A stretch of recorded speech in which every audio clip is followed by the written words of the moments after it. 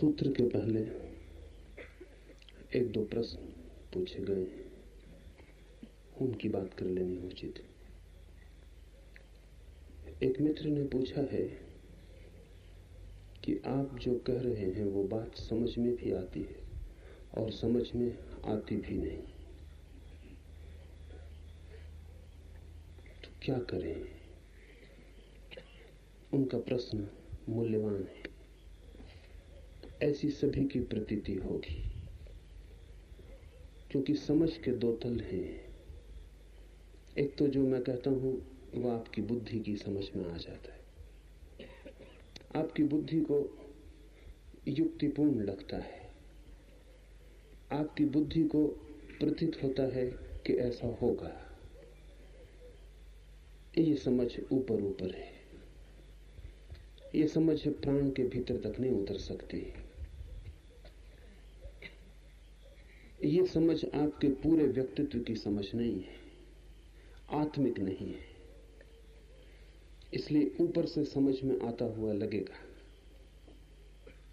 और जब तक यहां बैठ के सुन रहे हैं तब तक ऐसा लगेगा बिल्कुल समझ में आ गया। फिर यहां से हटेंगे और समझ खोनी शुरू हो जाएगी, क्योंकि जो समझ में आ गया है वो जब तक साधा ना जाए तब तक आपके प्राणों का हिस्सा नहीं हो सकता। जो समझ में आ गया है जब तक वो आपके खून मांस मज्जा में सम्मिलित न हो जाए तब तक वो ऊपर से किए रंग रोगन की तरह उड़ जाएगा। फिर जो समझ में आ गया है उसके भीतर आपकी पुरानी सब समझ दबी हुई पड़ी। जैसे ही यहां से हटेंगे वो भीतर की सब समझ इस नई समझ के साथ संघर्ष शुरू कर देगी। वो इसे तोड़ने की, हटाने की कोशिश करेगी। इस नए विचार को भीतर प्रवेश करने में पुराने विचार बाधा देंगे, अस्त व्यस्त कर देंगे, हजार शंकाएं संदेह उठाएंगे। और अगर उन शंकाओं और संदेह में आप खो जाते तो वो जो समझ की झलक मिली थी वो नष्ट हो जाएगी। एक ही उपाय है कि जो बुद्धि की समझ में आया है उसे प्राणों की ऊर्जा में रूपांतरित कर लिया जाए, उसके साथ हम एक तालमेल निर्माण कर लें, हम उसे साधें भी। वो केवल विचार न रह जाए, वो गहरे में आचार भी बन जाए। न केवल आचार बल्कि हमारा अंतस भी उससे निर्मित होने लगे, तो ही धीरे धीरे जो ऊपर गया है वो गहरे में उतरेगा और साधा हुआ सत्य फिर आपके पुराने विचार उसे न तोड़ सकेंगे, फिर वे उसे हटा भी ना सकेंगे, बल्कि उसकी मौजूदगी के कारण पुराने विचार धीरे धीरे स्वयं हट जाएंगे और तिरोहित हो जाएंगे। तो ये बात ठीक है, साधक के लिए सवाल ऐसा है, उचित है। समझ में आ जाता है फिर हम तो वैसे ही बने रहते हैं। अगर हम वैसे ही बने रहते हैं तो जो समझ में आया है वो ज्यादा देर टिकेगा नहीं। कहां टिकेगा, किस जगह टिकेगा? आप अगर पुराने ही बने रहते हैं तो जो समझ में आया है वो जल्दी ही झड़ जाएगा, भूल जाएगा, विस्मृत हो जाएगा। ऐसे तो बहुत बार आपको समझ में आ चुका है, ये कोई पहला मौका नहीं है। न मालूम कितनी बार आप सत्य के करीब करीब पहुंचकर वापस हो गए, न मालूम कितनी बार द्वार खटखटाना भर था कि आप आगे हट गए हैं और दीवार हाथ में आ गई है। भूल यही हो जाती है कि जो हमारी समझ में आता है उसे हम तत्काल जीवन में रूपांतरित नहीं करते। इस संबंध में ये बात ख्याल लेने जैसी है कि अगर आपको कोई गाली दे तो आप तत्काल क्रोध करते हैं, और आपको कोई समझ दे तो आप तत्काल ध्यान नहीं करते। कुछ बुरा करना हो तो हम तत्काल करते हैं, कुछ भला करना हो तो हम सोच विचार करते हैं। ये दोनों मन की बड़ी गहरी तरकीबें हैं, क्योंकि जो भी करना हो उसे तत्काल करना चाहिए तो ही होता है। क्रोध करना हो कि ध्यान करना हो, इससे कोई फर्क नहीं पड़ता। तो बुरा हम करना चाहते हैं इसलिए हम तत्काल करते हैं, एक क्षण रुकते नहीं। क्योंकि रुके तो फिर न कर पाएंगे। कोई गाली दे, उससे कहा है कि 24 घंटे बाद आके जवाब दूंगा, फिर कोई जवाब संभव नहीं होगा।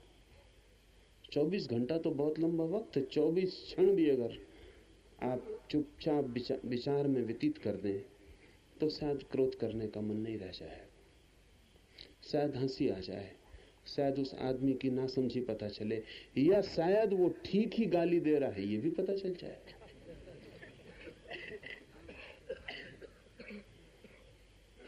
इसलिए समय खोना उचित नहीं है। जैसी गाली की चोट पड़े तत्काल उबल पड़ना जरूरी है, फिर पछताने का काम पीछे कर लेंगे। आपने ख्याल किया है कि सभी क्रोधी पछताते,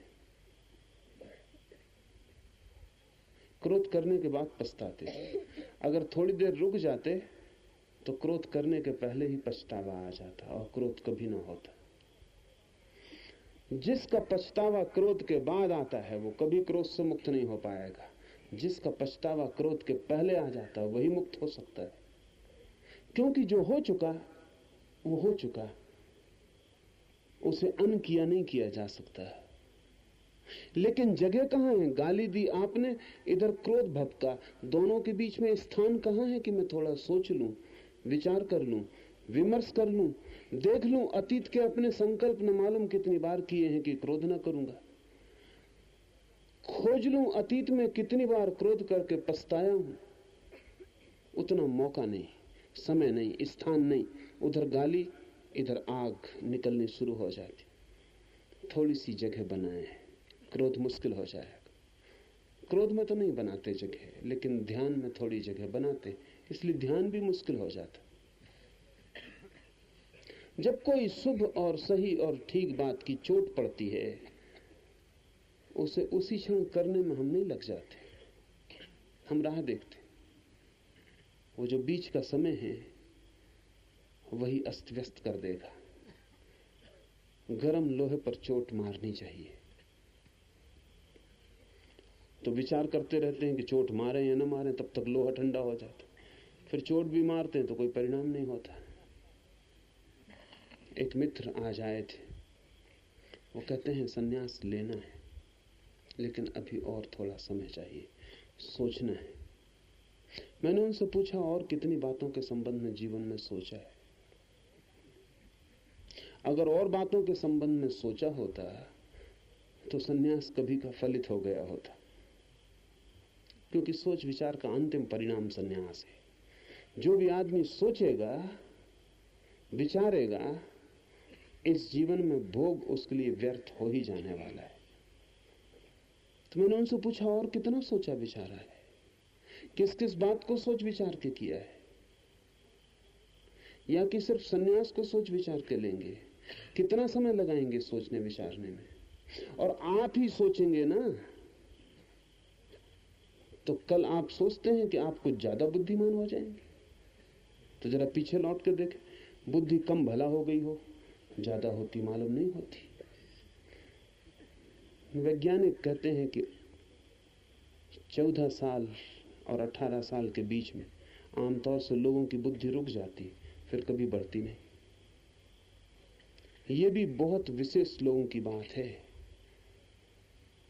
18 साल तक जो बुद्धि जिनकी बढ़ती हो, नहीं तो और पहले रुक जाती। पिछले महायुद्ध में अमेरिका में जांच पड़ताल की भर्ती के लिए युद्ध के सैनिकों की, तो औसत बुद्धि की उम्र 13.5 वर्ष पाई गई। औसत बुद्धि का 13.5 वर्ष का आंकड़ा तय हुआ कि आम तौर से आदमी की बुद्धि 13.5 वर्ष पर रुक जाती, फिर कभी बढ़ती नहीं। आप कहेंगे कि ये बात जस्ती नहीं, क्योंकि आपको लगता है कि जब आप जवान थे उससे बूढ़े होकर आप ज्यादा बुद्धिमान हो गए। भला आपको न लगता हो, लेकिन अपने बेटों को आप जचवाते रहते कि ज्यादा बुद्धिमान में बूढ़ा आदमी, अनुभवी, तो मेरे पास बुद्धि ज्यादा। बुद्धि ज्यादा नहीं है आपके पास, अनुभव ज्यादा हो सकते हैं। अनुभव तो संग्रह है, बुद्धि उस संग्रह का उपयोग है, वो अलग बात है। बच्चे के पास संग्रह कम होता है, आपके पास ज्यादा है, मगर उस संग्रह का जो उपयोग है, उस संग्रह का कैसे उपयोग करना, वो बुद्धि है। बुद्धि संग्रह नहीं है। तो यह भी हो सकता है कि एक बच्चे के पास बूढ़े से ज्यादा बुद्धि हो। यह कभी नहीं हो सकता कि एक बच्चे के पास बूढ़े से ज्यादा अनुभव हो। कभी नहीं हो सकता। अनुभव तो बच्चे के पास कम होगा ही, लेकिन बुद्धि ज्यादा हो सकती। बूढ़े के पास अनुभव ज्यादा होता है, बुद्धि ज्यादा नहीं होती। और मित्र से मैंने कहा कि कल आप सोचते हैं या परसों बुद्धि थोड़ी ज्यादा हो जाएगी।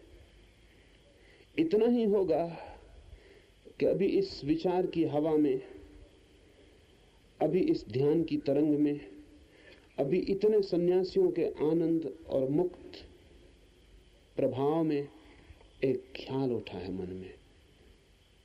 माउंट आबू से नीचे उतरते उतरते जैसे जैसे आपकी बस नीचे उतरने लगेगी, वैसे वैसे इस ख्याल से आप भी नीचे उतरने लगेंगे। माउंट आबू रोड स्टेशन तक ये विचार टिक जाए कठिन। माउंट आबू रोड स्टेशन पर उतर के आप ठंडी गहरी सांस लेंगे कि अच्छा हुआ, जैसे कि तैसे वापस लौट आए, कुछ खोया नहीं, कुछ गंवाया नहीं, किसी झंझट में ना पड़े। मैंने बर्बाद आपको ख्याल भी नहीं आएगा। वातावरण, अनेक लोगों की मौजूदगी, अनेक लोगों का सामूहिक प्रयास आपको भी उठा देता है एक ऊंचाई पर जिस पर होना आपकी आदत नहीं है। आप नाच रहे हैं कीर्तन में, आपको पता है अकेला इस भाव से आप नाच सकेंगे? आप कम नाच रहे हैं, इतने लोग नाच रहे हैं, उनका नाच संक्रामक हो जाता है, वो आपको भी छू लेता है। उनकी तरंगें आपके हृदय को भी कपाने लगती, उनके पैरों की गति आपके पैरों को भी उछलने का मौका देने लगती। और फिर आपके सदा के सोचने का ढंग यह है कि कोई क्या कहेगा। और जहां सभी लोग नाच रहे हो, एक बात पक्की है कि नाचने वाले से कोई कुछ कहने वाला नहीं, खड़े रहने वाले से कोई कुछ भला कहे तो गति आ जाती। आप मुक्त अनुभव करते हैं कि ठीक है, यहां कोई अड़चन नहीं है, यहां नाचा जा सकता है। उतरेंगे भीड़ में वापस बाजार की, ये जो एक ऊंचाई की झलक मिली थी, एक छलांग ली थी और आकाश की तरफ आंखें उठाई थी, वो फिर जमीन की तरफ लग जाएंगी। तो क्या आशा है कि कल परसों आप निर्णय कर सकेंगे? निर्णय तो आपको करना है, वो आज भी किया जा सकता है। पर वो मित्र बोले कि ऐसा भी नहीं है कि मैंने निर्णय करने की कोशिश नहीं की। 99% तो मन बिल्कुल तैयार है, से 1% रह गया। उनसे मैंने पूछा कि जिंदगी में और भी कोई काम किया है जिसमें 99% मन तैयार रहा हो और 1% तैयार ना रहा हो? कभी रुके हैं इस बात से? और उनसे मैंने ये भी पूछा कि क्या आपको पता है आप क्या कह रहे हैं? जब 99% मन संन्यास लेने को तैयार है और 1% नहीं लेने को तैयार है, तो आप 1% के पक्ष में निर्णय ले रहे हैं। ये तो आप सोचना ही मत कि आप निर्णय लेने से बच सकते हैं। निर्णय लेने से बचने का इस जगत में कोई उपाय ही नहीं है। चाहे आप न लेने का लें, वो भी निर्णय है। रोकने का लें कि कल लेंगे, वो भी निर्णय है। दुनिया में आपके लिए चुनाव की स्वतंत्रता है कि आप क्या निर्णय लें। इसकी कोई स्वतंत्रता नहीं है कि आप निर्णय ही ना लें, इसका कोई उपाय ही नहीं है। निर्णय तो लेना ही पड़ेगा। लेकिन एक मजे की बात है कि न करने के निर्णय को हम निर्णय नहीं समझते। ये बड़ी अद्भुत बात है। उनको ख्याल में भी नहीं था कि नहीं लूंगा सन्यास, ये भी निर्णय है, लूंगा ये भी निर्णय है। अगर दोनों निर्णय है तो बड़ा अद्भुत मन है कि 1% निर्णय के साथ रुकता है और 99% के साथ जाने की हिम्मत नहीं जुटाता है।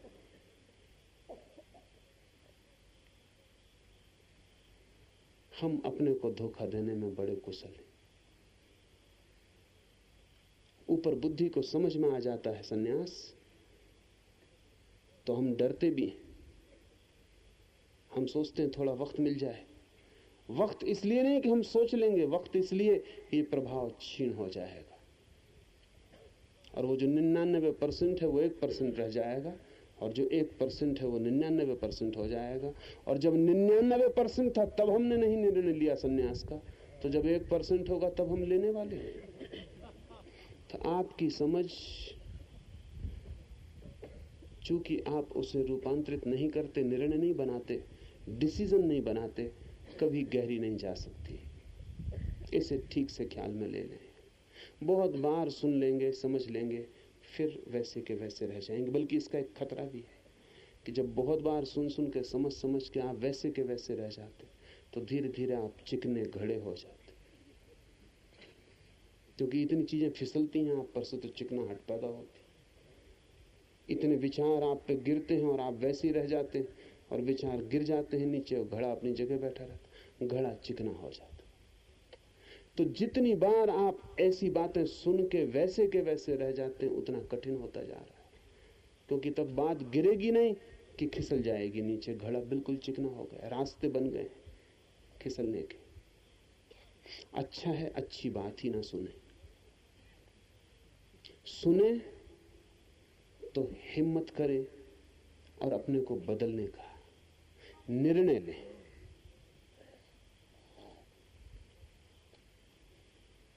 तब आपको लगेगा कि जो समझ में आया था वो ऊपर ऊपर नहीं रहा, प्राणों का स्वर बन गया है। और जिस दिन श्वास श्वास में न समा जाए समझ, उसका कोई भी मूल्य नहीं है। उसका एक ही मूल्य है कि आप अच्छी बातें करना सीख जाएं। हम सभी जानते हैं, और हमारा मुल्क तो इतना कुशल है अच्छी बातों करने में। अध्यात्म तो हमारी जबान पर रखा है, बस जबान पे रखा है, उससे भीतर कहीं नहीं। किसी से भी पूछ लें, ब्रह्म ज्ञान तो कोई भी जानता है, कोई भी जानता है। हमारे पूरे देश की व्यवस्था मन की चिकने घड़े की हो गई। हजारों साल से तीर्थंकरों, अवतारों, ऋषियों का हमने एक ही उपयोग किया है कि सुन सुन के हम चिकने घड़े हो गए। मुझसे कोई पूछता था, मैं एक गांव में था, और मुझसे वो कहने लगा आदमी कि ये भारत बड़ी पुण्य भूमि है, सारे अवतार यहीं हुए, सारे तीर्थंकर यहीं हुए, सारे बुद्ध यहीं हुए। मैंने कहा कि तू फिर से सोच, ये पुण्य भूमि है कि यहाँ पापी बड़े अद्भुत हैं कि इतने सब हुए फिर भी वो बिना बदले बैठे, कि सब अवतार गए हमारे चिकने घड़े पर लकीर न खींच पाए, कि सब तीर्थंकर आए हमने कहा आओ और जाओ, हम उनमें से नहीं हैं कि बातों में आ जाएं। क्या मतलब क्या होता है? एक घर में अगर गांव भर के डॉक्टर आए तो उसका मतलब है कि गांव में वही घर सबसे ज्यादा बीमार है। सारे अवतारों को यहीं पैदा होना पड़े। और कृष्ण ने कहा है गीता में कि जब धर्म की गिलानी बढ़ती और जब पाप बढ़ जाता और जब दुष्ट जन बढ़ जाते, तब मैं आता हूं और सब अवतार यहीं आए। तो मतलब क्या है? पुण्य भूमि। अगर कृष्ण का वाक्य सही है तो जहां उनको नहीं जाना पड़ा पुण्य भूमि वहां हो सकती, लेकिन सबको चुकता यहां आना पड़ा। बात जाहिर है कि इस मुल्क की आत्मा बिल्कुल चिकनी हो गई है। हमने इतनी अच्छी बातें सुनी हैं और सुन सुन के हम ऐसे तल्लीन हो गए हैं कि करने की हमने कभी फिक्र ही नहीं की। समझ आपकी तब तक गहरी ना हो पाएगी, पूरी ना हो पाएगी, जब तक समझ आपकी अंतरात्मा में प्रविष्ट नहीं होती। और आप कोई निर्णय लें तो ही समझ अंतस में प्रविष्ट होती। निर्णय द्वार है। छोटे से निर्णय भी बड़े क्रांतिकारी हैं। किस बात का निर्णय लिया ये बहुत मूल्य का नहीं है। निर्णय लिया इस लेने में ही आपके प्राण इकट्ठे हो जाते, एकजुट हो जाते। निर्णय लेते ही आप दूसरे आदमी हो जाते। वो निर्णय बिल्कुल क्षुद्र भी हो सकता है। मैं आपसे कहता हूं कि 10 मिनट खांसें भी नहीं। बड़ी अमानवीय बात मालूम पड़ती। आपको खांसी आ रही हो, मैं खांसने तक नहीं देता, दुष्टता मालूम पड़ती। सभा में आप बैठे हैं, मैं आपको कहता हूं खांसी मत, बिल्कुल खांसी बंद रखें, पर आपको ख्याल में नहीं, इतना छोटा सा निर्णय भी आपके भीतर आत्मा का जन्म बनता है। 10 मिनट नहीं खांसूंगा, और अगर इसमें आप सफल हो गए तो एक खुशी की लहर रोए रोए में फैल जाती। आपको पता चलता है कि मैं कोई निर्णय लूं तो पूरा कर सकता हूं। खांसी, छींक बड़ी गड़बड़ चीजें, उनको रोको तो और जोर से आती। रोको तो सारा ध्यान उन्हीं पर केंद्रित हो जाता है। रोको तो खांसी भी बगावत करती। वो कहती ऐसा तो कभी नहीं किया, ये क्या नया ढंग सीख रहे हैं, ये क्या बात है, ये तो अपना कभी संबंध नहीं रहा ऐसा कि मैं आऊं और आप रोके। ये तो मैं ना भी आऊं, दूसरे को आ रही हो तो आप खांस लेते थे, आपको ना भी हो तो दूसरे की भी पकड़ लेते थे। ये क्या हुआ है? लेकिन अगर 10 मिनट भी आप बिना खांसे रुक जाते हैं तो आपके और शरीर के बीच का संबंध इस छोटी सी बात से भी बदल रहा है। जैसे मैं आपसे कहता हूं रुक जाएं, गुरुजीएफ इसका बड़ा प्रयोग करता था ध्यान में। उसने इसके लिए स्टॉप मेडिटेशन ही नाम दे रखा था। आप राजी हो जाएंगे थोड़े समय में तो उस प्रयोग को हम पूरा करेंगे। जब मैं आपसे कहता हूं रुक जाएं, तो मेरे रुक जाने में अभी मैं आप पे ज्यादा जोर नहीं दे रहा हूं। गुरुजीएफ भी कहता था रुक जाएं, लेकिन रुक जाने का मतलब था जैसे हैं, एक पैर ऊपर है और एक पैर नीचे है, नाच रहे थे तो वो वहीं रह जाए। गर्दन आड़ी है तो वैसी रह जाए, शरीर झुका है तो वैसा रह जाए। फिर जरा भी कोई फर्क नहीं करना है, जो हालत है वैसी रह जाए। चाहे शरीर धड़ाम से गिर जाए, पर आपको कुछ फर्क नहीं करना है। शरीर गिरे तो गिर जाए, और जैसा गिर जाए वैसे ही रहने देना है। आपको भीतर से इंतजाम नहीं करना है कि पैर जरा तिरछा है तो थोड़ा सा सीधा करके लेट जाए ना। तो गुरुजीएफ इसको स्टॉप मेडिटेशन कहता था, और उसने हजारों लोगों को इससे गहरे अनुभव करवाए। और ये बड़ा कीमती प्रयोग है, क्योंकि एकदम से रुक जाना और धोखा देने में दूसरे को कोई सवाल नहीं। आप अपने को दे सकते हैं। आपका एक पैर जरा ऊपर था, आप धीरे से नीचे रख लें तो कौन देख रहा है? बाकी आप खो गए एक मौका, कोई नहीं देख रहा है, किसी को मतलब भी नहीं। आपका पैर है, कहीं भी रखिए। मगर आपने भीतर एक अवसर खो दिया जहां आत्मा और शरीर का संबंध बदल सकता था, जहां आत्मा जीत सकती थी और कह सकती थी कि मैं मालिक हूं।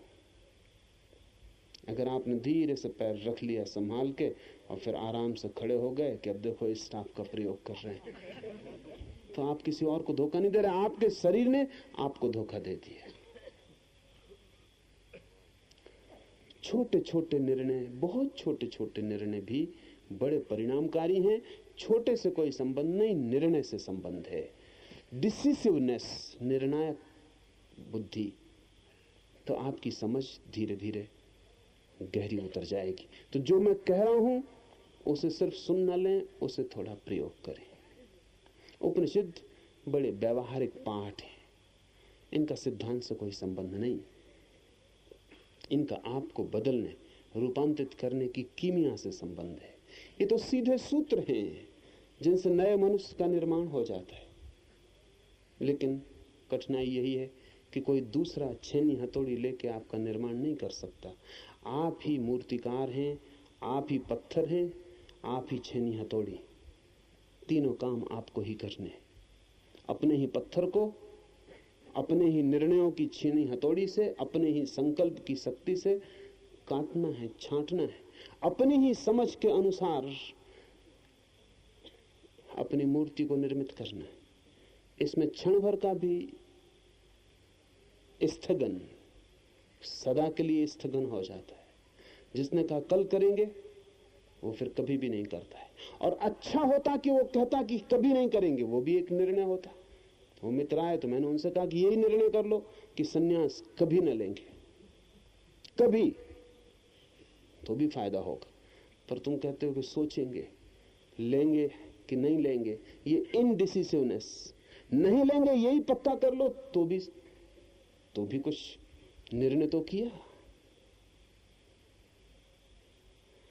लेंगे तो पक्का कर लो तो कोई निर्णय किया।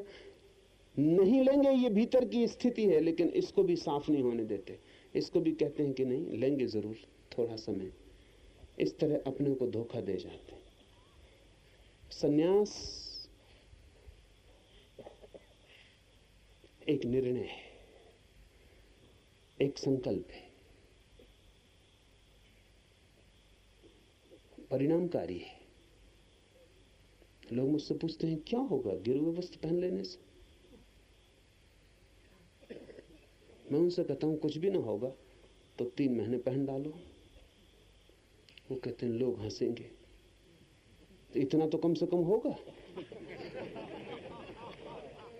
और तुम लोगों के हंसने को 3 महीने तक शांति से झेलना तो बहुत कुछ हो जाएगा। लोग हंसेंगे इसकी फिक्र ही छोड़ना, बहुत कुछ हो जाने की शुरुआत हो जाती।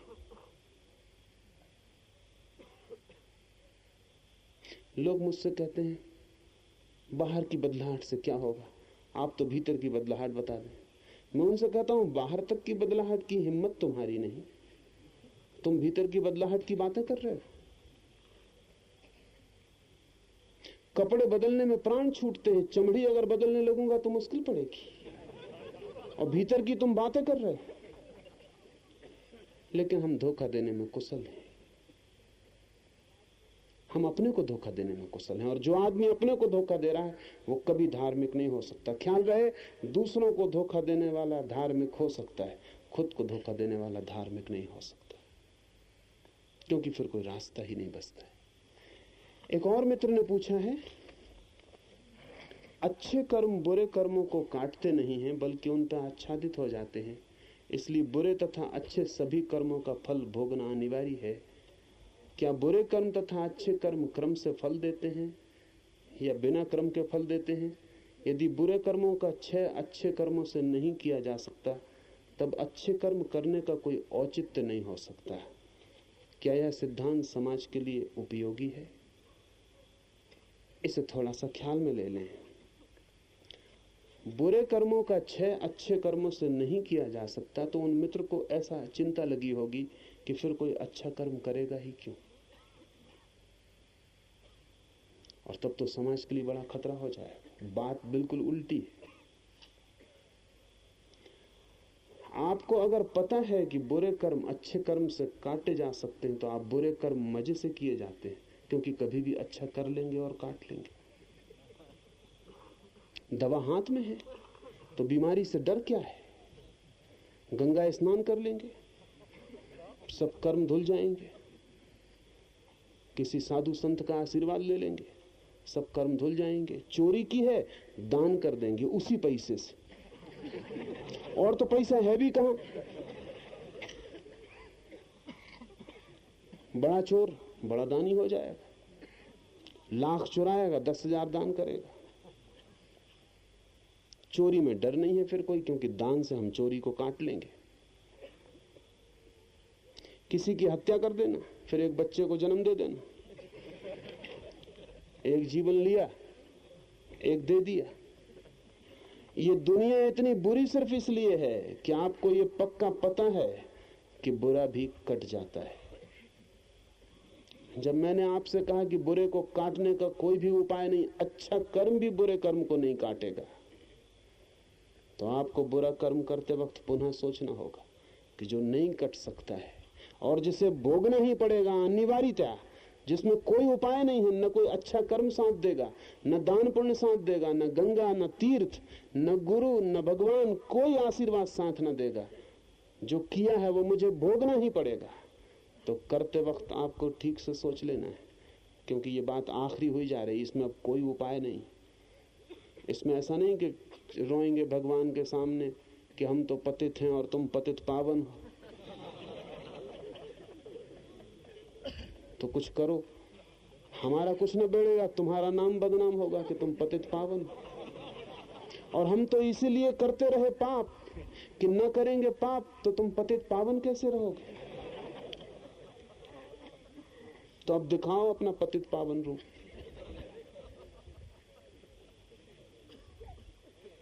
एक महिला परसों मेरे पास पहुंच गई, भीड़ थी बहुत।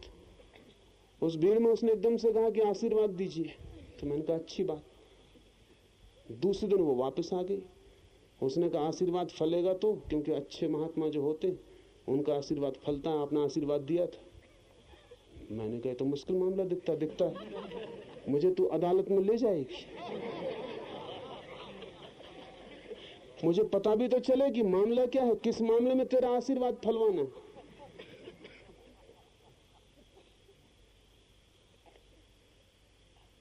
तो उसने कहा लेकिन आपको ख्याल होना चाहिए, अच्छा महात्मा तो जब भी आशीर्वाद देता तो फलता ही। तो मैंने कहा इसमें एक उपाय है मेरे लिए, कम से कम अदालत मुझे नहीं जाना पड़ेगा। न फले तो समझना कि न मैं अच्छा था न महात्मा था, बात खत्म हो गई। इसमें एक सुविधा मेरे लिए तूने बना दी कि न फले, अब मुझे पूछना भी नहीं कि तुरा क्या तुझे चाहिए था, तो समझ लेना कि अच्छा भी नहीं था महात्मा भी नहीं था, बात खत्म हो गई। इसे हम धार्मिक मन कहते हैं। उस महिला का ख्याल है वो धार्मिक है। इस जगत में नियम है, इस जगत में एक आंतरिक अनुशासन है जिसको हमने रित कहा है वेदों में। लाओत्से ने जिसे ताओ कहा है, उसमें कोई अंतर नहीं पड़ता, उसमें कोई अपवाद नहीं होते। कर्म आप जो करेंगे वो आपको भोगना ही पड़ेगा। ये विचार अगर गहन हो जाए तो आपको कर्म की धारा बदलनी पड़ेगी, और यही सत्य है। ये सत्य स्पष्ट हो जाए तो समाज के लिए उपयोगी होगा। आप कितने दिन से समझा रहे हैं लोगों को, समाज बदलता तो दिखता पड़ता नहीं, पाप बढ़ते जाते हैं उल्टे, क्योंकि सुविधा का ख्याल है हमें कि कोई उपाय बाहर निकलने का है। अगर मैं एक पाप करता हूं तो उस पाप के भवन में प्रवेश का द्वार ही नहीं है, एग्जिट भी है, उससे निकला जा सकता है। तो घुसने में इतना कोई डर नहीं है।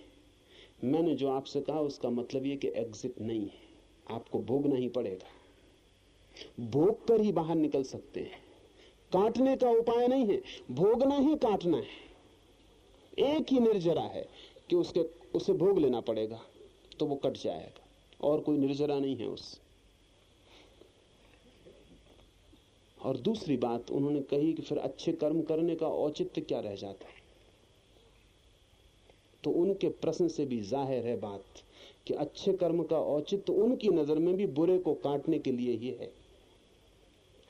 वो पूछते हैं कि अगर आप ऐसा कहते हैं तो फिर अच्छे कर्म का औचित्य ही नहीं रह जाता। मतलब एक ही औचित्य था अच्छे कर्म का कि बुरे कर्म को काटे। अगर बुरा कर्म नहीं कटता है तो औचित्य ही खत्म हो गया। तो उनके प्रश्न से भी जाहिर है जो मैं कह रहा हूं कि उनका चित्त भी यही मानता है कि अच्छे कर्म का एक ही औचित्य है, दान का एक ही औचित्य है कि चोरी को काटो। तब तो चोरी महत्वपूर्ण हो गई और दान गौण हो गया। और अगर दुनिया में चोरी ना हो तो दान असंभव हो जाएगा। इसलिए एक तथाकथित विचारशील व्यक्ति करपात्री ने अपनी एक किताब में कहा है कि अगर समाजवाद आ जाएगा तो धर्म का बड़ा ह्रास होगा, क्योंकि न होगा कोई गरीब तो दान किसको देंगे। इसलिए गरीब रहना चाहिए ताकि दान दिया जा सके, और दान के बिना तो मोक्ष है नहीं। समझे मतलब आप इसका मतलब हुआ कि नरक रहना चाहिए, भूखा आदमी सड़क पर होना चाहिए। न होगा भूखा, रोटी किसको दीजिएगा? और किसी ने रोटी आपकी दान के न ली तो फंसे आप, मोक्ष कहां से मिलेगा? तो आपके अच्छे कर्म का औचित्य बुरे कर्म पर निर्भर है, उसके कटने पर। तब तो इसका मतलब हुआ कि अच्छा आदमी बुरे आदमी का शोषण कर रहा है, और अच्छा कर्म बुरे कर्म की छाती से फायदा ले रहा है, खून पी रहा है। अच्छे कर्म का औचित्य बुरे कर्म को काटना नहीं है, बुरे कर्म का औचित्य है उसके दुख में, अच्छे कर्म का औचित्य है उसके सुख में। अच्छे कर्म से सुख मिलता है, वो उसका औचित्य है। जो सुख चाहता है वो अच्छा कर्म करता है, और जो सोचता है कि बुरा कर्म करके सुख पालूंगा वो नासमझी करता है, वो नियम के प्रतिकूल जा रहा है, वो दुख पाएगा। अच्छे कर्म का औचित्य है उसके फल में, बुरे कर्म का औचित्य है उसके फल में, या अनौचित्य जो भी कहें। बुरे कर्म में अच्छे कर्म का औचित्य कैसे हो सकता है? उनका कोई संबंध नहीं है। अच्छा कर्म फल लाता है वो है सुख, बुरा कर्म फल लाता है वो है दुख। और अगर हम ये ठीक से समझा सकें और ये बात गहरी बैठ जाए चित्त में कि जिसे भी सुख चाहिए उसे अच्छे कर्म की यात्रा करनी चाहिए, तो समाज का फायदा होगा। और जिसे दुख चाहिए वो बुरे कर्म की यात्रा करे, और बुरे कर्म की यात्रा जो कर रहा है उसे दुख का फल भोगना ही पड़ेगा। फिर वो पीछे ये कहने लगे कि मैं थोड़ा अच्छा कर लेता हूं, इससे मैं लीप पोत दूंगा बुरे को, ये नहीं हो सकता। यानी इसे ऐसा समझिए कि मैंने आपको गाली दी तो मैंने आपको चोट पहुंचाई, दुख पहुंचाया, वो दुख तो घटित हो गया। फिर मैंने माफी मांगी और आपको सुख पहुंचाया। क्या आप सोचते हैं कि मैंने माफी मांग के जो सुख पहुंचाया उससे वो जो दुख हुआ था वो नहीं हुआ? वो हो चुका, वो दुख तो हो चुका। आपको मैंने जो चोट पहुंचाई वो दुख तो हो चुका। अब चोट पहुंचा के जो मैंने मलहम पट्टी की ये दुख को नहीं मिटाती, सिर्फ उस चोट के ऊपर मलहम पट्टी करती। मैंने गाली दी, मैंने एक बुरा कर्म कर लिया, गाली दे के मैंने भी दुख पा लिया। मैंने माफी मांगी, मैंने अच्छा कर्म किया, अच्छा कर्म करके मैंने भी सुख पा लिया। बुरा दुख में ले जाता है, अच्छा सुख में ले जाता है। अच्छा जितना ज्यादा होता है उतना सुख बढ़ जाता है, बुरा जितना ज्यादा होता है उतना दुख बढ़ जाता है। जिस आदमी को सुख में रहना है उसे धीरे धीरे बुरे को नहीं करना है और अच्छे को करते जाना। लेकिन धर्म का संबंध सुख से भी नहीं है, क्योंकि दुख से तो बचना हम सबके मन की आकांक्षा है, सामान्य। जब तक आप दुख से बचने की आकांक्षा से भरे हैं तब तक आप साधारण आदमी हैं, धार्मिक नहीं। अभी तो आपकी चाह सुख की है। यही औचित्य है अच्छे कर्म का कि आपसे कहा जाए अच्छा कर्म करिए, सुख चाहते हैं सुख मिलेगा, और दुख चाहते नहीं है बुरा कर्म मत करिए, इससे दुख मिलेगा। अगर बुरे और दुख की अनिवार्यता ऐसे ही दिखाई पड़ जाए जैसे आग में हाथ डालने से जलता है, तो लोगों के हाथ आग में जाने से रुक जाएंगे। अगर अच्छे कर्म के और सुख का संबंध ऐसे ही जोड़ दिया जाए कि हाथ में फूल आने से जैसे सुगंध आती है, अगर ये इतना साफ हो जाए तो लोग अच्छे कर्म में उतर जाएंगे। लेकिन धर्म का इससे कोई अभी संबंध नहीं है। अभी ये नीति है, अभी ये तल समाज की नैतिकता का है। लेकिन जो आदमी सुख का अनुभव करता है, धीरे धीरे उसे पता चलता है एक नई बात का, कि दुख तो व्यर्थ है ही, सुख भी व्यर्थ है। दुख तो दुख देता ही है, जब सुख पूरी तरह मिलता है तो वो भी दुख देने लगता है, सुख नहीं देता। उससे भी ऊब पैदा हो जाती है। सुख का जो दुख है वो है ऊब, बोर्डम। आपने कभी किसी जानवर को ऊबा हुआ देखा है? बोर्ड कि कोई गधा खड़ा हो और दिखाई पड़ जाए कि ऊबे हुए खड़े, कि कोई भैंस खड़ी हो और ऊबी हुई खड़ी ना। आदमी को छोड़ के जमीन पर कोई जानवर ऊबता ही नहीं, सिर्फ आदमी ऊबता है। क्यों? क्योंकि जानवर निरंतर अपनी सामान्य जीवन की सुविधा जुटाने में ही व्यतीत हो जाता है। उसे कभी इतना सुख अर्जित नहीं हो पाता कि ऊब जाए। ऊब का संबंध सुख, बहुत सुख हो तो ही ऊब आती। इसलिए गरीब आदमी भी ऊबा हुआ नहीं दिखाई पड़ता है, अमीर आदमी ऊबा हुआ दिखाई पड़ता है। अमीर आदमी का चेहरा देखो तो ऊबा हुआ रहता है। कुछ सार नहीं ऐसा मालूम पड़ता है, खींचे जा रहे हैं, कुछ मतलब नहीं। लेकिन गरीब आदमी के पैर में गति होती है, चाहे पैर में ताकत ना हो, खून भला कम हो, ताकत भला कम हो, लेकिन गति होती है, कहीं पहुंचने का लक्ष्य होता है और आशा होती है, और आंखों में आशा की झलक होती। कल एक मकान बन जाएगा, परसों एक दुकान खुल जाएगी, बेटा पढ़ लेगा, बड़ा स्वर्ग मालूम होता है भविष्य में। जिनका बेटा पढ़ के घर आ गया वो जानते हैं कि बेटा घर जब पढ़ के आता तो क्या मतलब होता, कैसा दुख लाता है। जिनके महल बन गए हैं अब उनको पता चलता है कि ये महल तो कारागार हो गए।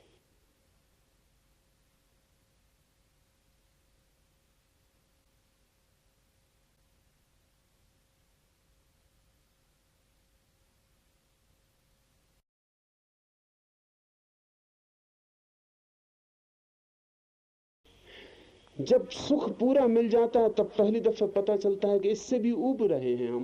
मन सुख से भी ऊबता है। इसलिए बुद्ध और महावीर और कृष्ण और राम राजाओं के घरों में पैदा हुए। गरीब के घर में पैदा होकर कोई तीर्थंकर और अवतार नहीं हो पाता है। उसका कारण है क्योंकि ऊब ही नहीं पाता सुख से। जैनियों के 24 तीर्थंकर राजाओं के बेटे, बुद्ध, राम, कृष्ण सब राजाओं के बेटे। कारण है राजा के घर में ही पता चलता है कि चीजें सब व्यर्थ हैं। हो तभी तो पता चलेगा, हो ही ना तो पता कैसे चलेगा। बुद्ध को अगर पता चला कि स्त्री देह में कुछ भी नहीं है तो उसका कारण यह था कि बुद्ध के पिता ने उनके राज्य में जितनी सुंदर लड़कियां थी सब बुद्ध के हरम में इकट्ठी कर दी थी। तो पता चला कि कुछ सार नहीं। असार तो तभी पता चलेगा जब आपके पास मौजूद हो कोई चीज। इसलिए आज अमेरिका सबसे ज्यादा ऊबा हुआ है और भाग रहा सारी दुनिया में अमेरिका का जवान लड़का और जवान लड़की कि कहीं ऊब से छुटकारा हो जाए। कहीं भी, चाहे गांजा हो, अफीम हो, marijuana हो, कुछ भी हो, कोई तरकीब मिले कि ये जो ऊब है ये मिट जाए। सुख से जब ऊब पैदा होती है और प्राण जब इस आकांक्षा से भर जाते हैं कि अब हम सुख के ऊपर कैसे जाएं, तब धर्म का जन्म होता है।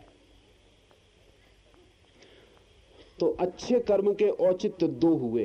एक, अच्छे कर्म का फल सुख है, इसलिए जो लोग बिना धार्मिक हुए भी सुख की आकांक्षा करते हैं, सभी करते हैं, नास्तिक हो, अधार्मिक हो, हिंदू हो, मुसलमान हो, कोई भी हो, जो लोग सुख की आकांक्षा करते हैं, अच्छे कर्म का औचित्य यह है कि अच्छे कर्म से सुख मिलता है, वो उसका परिणाम है। और अच्छे कर्म का दूसरा औचित्य यह है कि जब सुख मिल जाता है तब सुख की व्यर्थता दिखाई पड़ती, और जब सुख व्यर्थ होता है तो आदमी धर्म की यात्रा पर निकलता है। धर्म की यात्रा का अर्थ है सुख से भी कैसे छुटकारा हो, दुख से कैसे छुटकारा हो, यह संसार की यात्रा है, और सुख से भी कैसे छुटकारा हो, यह मोक्ष की यात्रा। अब हम सूत्र को लें।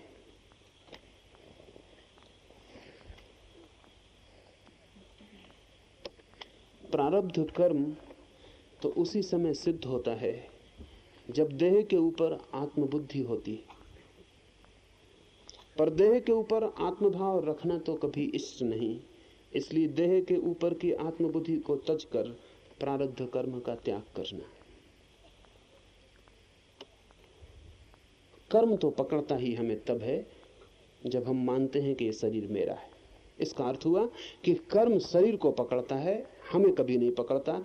लेकिन जब हम शरीर को पकड़ लेते हैं तो स्वभाव था कर्म की गिरफ्त में हो जाते हैं।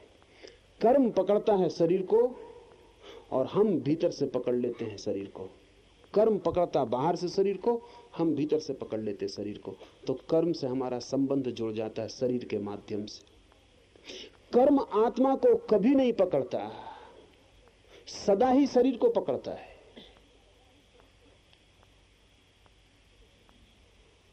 जैसे कि अगर कोई छुरी से किसी चीज को काटे तो जहां भी पदार्थ है वहां छुरी से काटा जा सकता है, लेकिन आप आकाश को छुरी से काटे तो नहीं काटा जा सकता। छुरी घूम जाएगी और आकाश अनकटा रह जाएगा।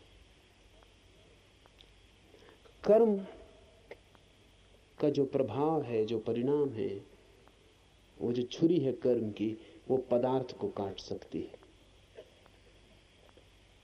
शरीर पदार्थ है, मन भी पदार्थ है, पदार्थ से पदार्थ की टक्कर हो सकती है, लेकिन भीतर जो चैतन्य है वो शून्य आकाश है।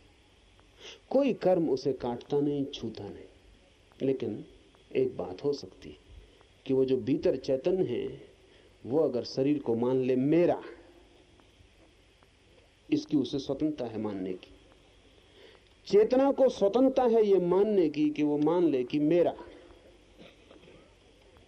तो शरीर मेरा है ये मानते ही शरीर की जो जो पीड़ाएं हैं वो मुझ में फलित होने लगेंगी। इसे हम ऐसा समझें, घर में मैंने सुना आग लग गई, तो जो मकान मालिक है वो छाती पीट के रो रहा है, लेकिन तभी एक पड़ोसी ने आके कहा कि क्या कर रहे हो तुम, नाहक रो रहे हो, मकान का तो इंश्योरेंस हो चुका है, कल ही तो तुम्हारा लड़का इंश्योरेंस दफ्तर में सब करवा रहा था। लड़का कहाँ है तुम्हारा? लड़का कहीं बाहर गया था। बाप ने कहा क्या ठीक, इंश्योरेंस हो चुका? अरे तब तो रोने की कोई बात ही नहीं। आंसू विदा हो गए। मकान अब भी चल रहा है, वही मकान, लेकिन अब इंश्योरेंस हो गया। तो मकान मेरा है, इससे संबंध तत्काल हटके वो जो इंश्योरेंस से पैसा मिलेगा वो मेरा है। अब मकान से मेरा हट गया। लेकिन तभी लड़का भागा हुआ आया और उसने कहा कि क्या कर रहे हैं, हंस रहे हैं खड़े होकर। मैं गया जरूर था लेकिन हो नहीं पाया। फिर आंसू बहने लगे, फिर आदमी छाती पीट कर रोने लगा कि मर गए, लुट गए।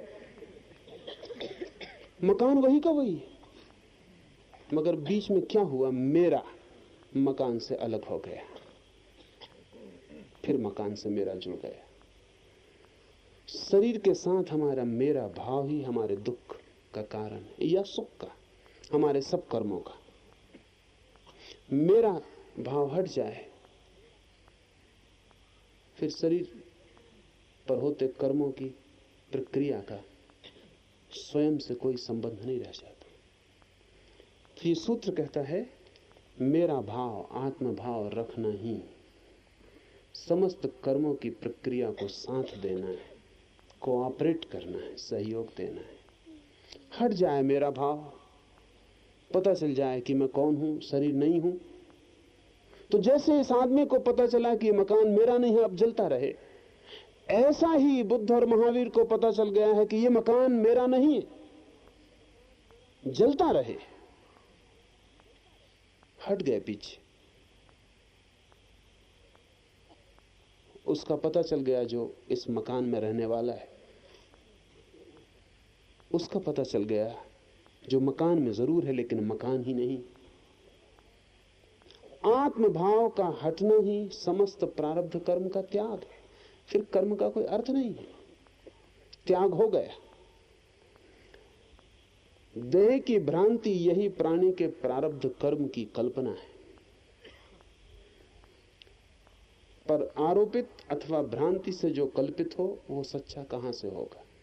आरोपित है, कल्पित है, लगता है मेरा है, आपका बेटा है, जी जान दिए दे रहे हैं उसके लिए, कुर्बान हो सकते हैं खुद। और फिर एक दिन एक पत्र मिल जाए घर में, किसी पुरानी किताब में दबा, और पता चले कि पत्नी का किसी से प्रेम रहा। संदिग्ध हो जाए कि बेटा मेरा है कि नहीं। सब डमाडोल हो गए। बाप को संदेह सदा थोड़ा बना ही रहता है, क्योंकि बाप बहुत प्रासंगिक घटना है, कोई बहुत महत्वपूर्ण घटना नहीं। बेटे के जन्म में उतना ही मूल्य है बाप का जैसे कि एक इंजेक्शन का, इससे ज्यादा मूल्य नहीं। मां भर असंदिग्ध रूप से जानती है कि बेटा उसका। बाप को तो थोड़ा संदेह बना ही रहता। उसी संदेह को मिटाने के लिए हमने इतने सख्त विवाह की व्यवस्था बनाई कि वो संदेह बाप को सताए नहीं तो जिंदगी भर मुश्किल हो जाएगी। जिन बेटों के लिए मेहनत करनी, उन पर संदेह बना रहा है कि पता नहीं अपने हैं भी कि नहीं, तो बड़ी अस्त व्यस्तता न हो जाए। इसलिए विवाह की बड़ी सख्त व्यवस्था की है और स्त्रियों की सारी गति पर रुकावट डाल दी है कि कहीं उनका दूसरे पुरुषों से कोई संबंध ना आए। संबंध ही ना आए तो डर ना रहे। और इसलिए कुंवारी लड़की पर बड़ी फिक्र होती है कि शादी कुंवारी लड़की से हो। इसलिए जो और भी ज्यादा इसमें बहुत ज्यादा चिंता में रत थे, वो बाल विवाह कर देते थे ताकि डर का कोई उपाय ही न रह जाए। तो निश्चित रहे कि पुत्र मेरा है, मेरा हो तो आरोपित हो जाता हूं मैं, संदिग्ध हो तो मुश्किल हो जाता। जहां मेरे का आरोपण है वहां लगता है कि बस मैं जुड़ गया और अब मैं सब कुछ कर सकता हूं, फिर सब दुख भी झेलूंगा। जहां मेरा हटता है वहां लगता है मैं टूट गया, अलग हो गया। ये सब आरोपित है, मेरे का सारा भाव आरोपित है। मेरा इस जगत में कुछ भी नहीं, मेरा शरीर भी मेरा नहीं, वो भी मेरे माँ बाप से मिलता है। उनका भी नहीं है, उनके माँ बाप से मिलता है। खोजने अगर हम जाएं तो अरबों खरबों वर्षों की यात्रा है छोटे से अणु की, जिससे आपका शरीर बना हुआ है। न हड्डी आपकी, न मांस आपका, न मज्जा आपकी, कुछ भी आपका नहीं, न मन आपका। सिर्फ आप ही आपके हैं, लेकिन उस आप का कोई पता नहीं है आपको। वो कौन है भीतर जो सिर्फ जिसे मैं कह सकूं मेरा, जिसे मैं कह सकूं मैं। मेरे को हटाते जाएं, छोड़ते जाएं, एलिमिनेट करते जाएं। उपनिषद कहते हैं, कहते जाएं नेति नेति, ये भी मैं नहीं, ये भी मैं नहीं, हटाते जाएं। सब मेरे से संबंध तोड़ लें, तब अचानक जैसे अंधेरे में ज्योति जल जाए, उसका अनुभव होगा जो मैं हूं। मेरे से छुटकारा होने पर मैं का अनुभव होता है, और मेरे के फैलाव को बढ़ाते जाने से मैं का अनुभव क्षीण होता चला जाता है। तो जितना बड़ा मेरे का विस्तार, उतने कम मैं का अनुभव। इसलिए बुद्ध और महावीर घर छोड़कर भागे। घर की वजह से तकलीफ न थी, बड़ा विस्तार था साम्राज्य का, बहुत कुछ था जो मेरा था। उस मेरे की मात्रा इतनी ज्यादा थी कि उसमें मैं का कहीं पता नहीं चलता था कि मैं कौन हूं। सारा मेरे का साम्राज्य छोड़कर भाग गए। महावीर ने आत्यंतिक कोशिश की है भागने की, वस्त्र तक छोड़ दिए, नग्न हो गए, ताकि कुछ भी कहने को ना बचे कि मेरा, ये मेरा है, ये कपड़ा मेरा है, ये भी कहने को ना बचे। क्यों?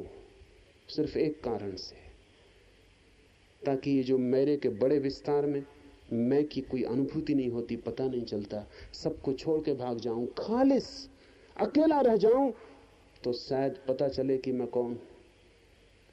मेरे से तोड़कर मैं का पता आसान है, मेरे से जोड़कर मैं का पता मुश्किल होता जाता है। इसलिए जितनी चीजें जुड़ती जाती हैं, जितना परिग्रह होता जाता है, जितना विस्तार होता चला जाता है, उतना ही मैं का केंद्र लुप्त होता चला जाता, दबता चला जाता। मेरे का सारा जाल कल्पित है। सत्य तो हूं मैं, मेरा है असत्य। जो सच्चा नहीं है उसका जन्म कहां से होता है? जिसका जन्म नहीं हुआ उसका नाश कहां होता है? इस प्रकार जो असत है, वस्तु रूप है ही नहीं, उसको प्रारब्ध कर्म कहां से हो? बड़ी विचारपूर्ण बातें कही हैं। जो असत है, जो है ही नहीं, मेरा, इसका जन्म कहां से होता है, कब होता है, इसका अंत कैसे होगा? कठिन है, क्योंकि हमें लगेगा कि जब मेरा है तो उसका कहीं से जन्म तो होता ही होगा, नहीं तो होगा कैसे? और अगर मेरा कुछ है तो कहीं उसकी मृत्यु तो होती होगी, नहीं तो फिर छुटकारा कैसे होगा? इस बात को समझने के लिए मैंने पीछे जो आपसे मिथ्या की कोटि कही थी उसे ख्याल में ले लें। रस्सी पड़ी है, सांप दिखाई पड़ गया, पास जाके देखा सांप नहीं है, रस्सी है। अब सवाल यह है कि इस रस्सी में सांप दिखाई पड़ा तो सांप का रस्सी में जन्म तो हुआ, दिखाई पड़ा था, मगर जन्म कहां हुआ? झूठ का जन्म कैसे होगा? और फिर अब लालटेन लेकर आए तो दिखाई पड़ा कि सांप नहीं है, तो मृत्यु भी हो गई। लेकिन मरी हुई लाश कहां है उस सांप की? जो दिखाई पड़ता है और था नहीं, उसका जन्म भी नहीं होता, उसकी मृत्यु भी नहीं होती, वो सिर्फ भ्रांति है। पर भ्रांति होती है, भ्रांति हो सकती है। भ्रांति आरोपित है। रस्सी में किसी सांप का कोई जन्म हुआ ही नहीं था, आपके ही मन ने प्रक्षेपण किया था और रस्सी पर सांप दिखाई दिया था। आप सिनेमा गृह में बैठते हैं, आपकी पीठ की तरफ आप लौट के नहीं देखते, देखेंगे भी क्या, वहां कुछ होता भी नहीं देखने को। सामने पर्दे पर सब होता है, रंग का, रूप का, गीत का, संगीत का प्रवाह होता है पर्दे पर सामने। लेकिन मजे की बात है कि पर्दे पर कुछ भी नहीं होता, पर्दा होता है खाली, केवल छाया और धूप, फिकती हुई किरणों का जाल होता है। वैसे पर्दा खाली होता है, सब कुछ होता है भीतर, पीछे, पीठ के पीछे जहां प्रोजेक्टर लगा होता है। वो प्रोजेक्टर शब्द बड़ा अच्छा है, जिसे कल्पित कहा है, जिसे प्रक्षेपित कहा है। अंग्रेजी का शब्द प्रोजेक्शन, उसका अनुवाद है। प्रोजेक्टर पीछे लगा है, वहां से चीजें फेंकी जा रही हैं पर्दे पर, और पर्दे पर जहां है नहीं वहां दिखाई पड़ रही हैं। जहां दिखाई पड़ रही हैं वहां है नहीं, और जहां है वहां आप पीठ किए हैं, वहां आप देखते नहीं। रस्सी में सांप दिखाई पड़ा, रस्सी केवल पर्दे का काम कर रही है और मेरा मन प्रोजेक्ट कर रहा है। मेरा मन सांप की छाया भेज रहा है रस्सी पर, रस्सी पर सांप की छाया मेरा मन डाल रहा है और रस्सी सांप मालूम पड़ रही। फिर मैं भाग रहा हूं। जब पहली दफा 3 डायमेंशनल पिक्चर आए, चित्र बने, तो पहली दफा बड़ा मजेदार घटनाएं सारी दुनिया में घटी। जब लंदन में पहली दफा 3 डायमेंशनल चित्र दिखाया गया, तो उसमें एक घुड़सवार एक भाले को फेंकता है, घुड़सवार भागता हुआ आता है। तो 3 डायमेंशनल पिक्चर का मतलब है कि बिल्कुल ऐसा दिखाई पड़ता है कि असली घोड़ा आ रहा है, चित्र नहीं दिखाई पड़ता, असली घोड़ा, तीनों आयाम हैं उसके। घोड़ा भागता हुआ आता है, टापें बढ़ती जाती हैं, घोड़ा पास आता है, फिर घुड़सवार एक भाला फेंकता है। पूरा हाल अपनी अपनी गर्दन झुका लेता है।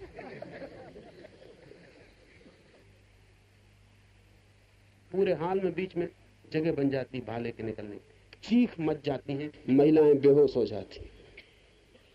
क्या हुआ? कहीं कोई भाला वाला था नहीं, मगर भाला बिल्कुल वास्तविक मालूम हो रहा था और 3 डायमेंशनल था, तो बिल्कुल लगा कि निकल जाएगा।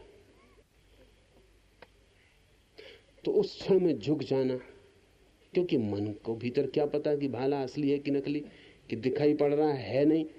मन तो आदतवश झुक गया कि कहीं भाला लग ना जाए। ये तो क्षण में हो गया, इसलिए सोचना थोड़ी पड़ता है। फिर पीछे खुद ही हंसी आई होगी कि क्या पागलपन किया, लेकिन हो गया। जब बुद्ध जगते हैं तो हंसी आती है कि क्या पागलपन किया। रिंझाई के संबंध में कहानी है कि रिंझाई को जब ज्ञान हुआ तो वो हंसने लगा, वो खिलखिलाने लगा।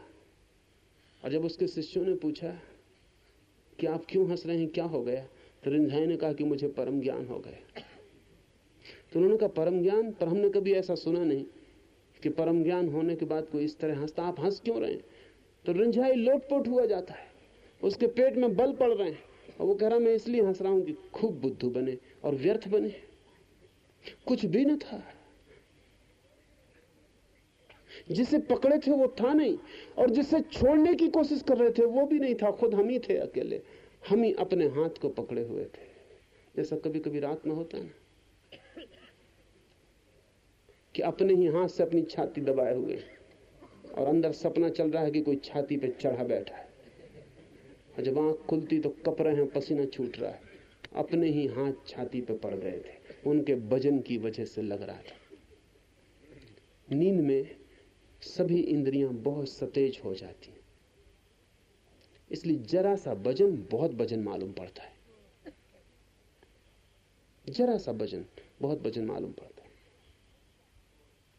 खुद का ही हाथ लगता है कोई छाती पे चढ़ा बैठा, कभी कोशिश करें, घर में कोई सोया हो, जरा पैर के पास बर्फ का एक टुकड़ा धीरे धीरे घिस दें उसके पैर में, बस सपना शुरू हो जाएगा भीतर। सपना होगा कुछ ऐसा कि पहाड़ पे चढ़ रहे हैं, बर्फ ही बर्फ है, मरे जा रहे हैं, गले जा रहे हैं, चीख पुकार मच जाएगी भीतर। जरा थोड़ा सा दिया पास ले जाकर जरा आंच दे दें पैर में किसी सोए आदमी की, वो समझेगा कि नरक में पहुंच गए। लपटें जल रही हैं, कढ़ाए हैं और डाले जा रहे हैं, निकाले जा रहे हैं। क्या भीतर क्या हो रहा है? वो मन अपनी धारणाएं रखे बैठा है, जरा सा इशारा और मन अपनी धारणाओं का फैलाव शुरू कर देता। पर्दा मिले कि प्रोजेक्टर काम शुरू कर देता। जागते में भी हम जो कर रहे हैं वो यही है। होश से जब कोई जागता है, वस्तुतः हमारा जागरण नहीं, बुद्ध का जागरण, उपनिषद के ऋषियों का जागरण, जब कोई उस जागरण को उपलब्ध होता है तब उसे हंसी आती है। कैसी नासमझी की, जो था नहीं उसे देखा, जो था नहीं उसे पकड़ा, जो था नहीं उसे छोड़ने की कोशिश भी की, और सारा खेल अपना था। हम ही सब तरफ से थे, हमारा मन ही सब तरफ से था। अगर जीवन की किसी भी घटना का ठीक ठीक विश्लेषण करेंगे तो इस सच्चाई का अनुभव हो जाएगा। किसी भी घटना का ठीक ठीक विश्लेषण करेंगे, इस सच्चाई का अनुभव हो जाएगा। नहीं करेंगे विश्लेषण तो पीठ की तरफ मन का कारोबार जारी है और जगत पर्दा बना हुआ है, उस पर सब खेल चल रहा है, सब चीजें दिखाई पड़ रही हैं। नहीं, इस माया का न कोई जन्म है और न कोई मृत्यु। मिथ्या का न कोई जन्म होता, न कोई मृत्यु।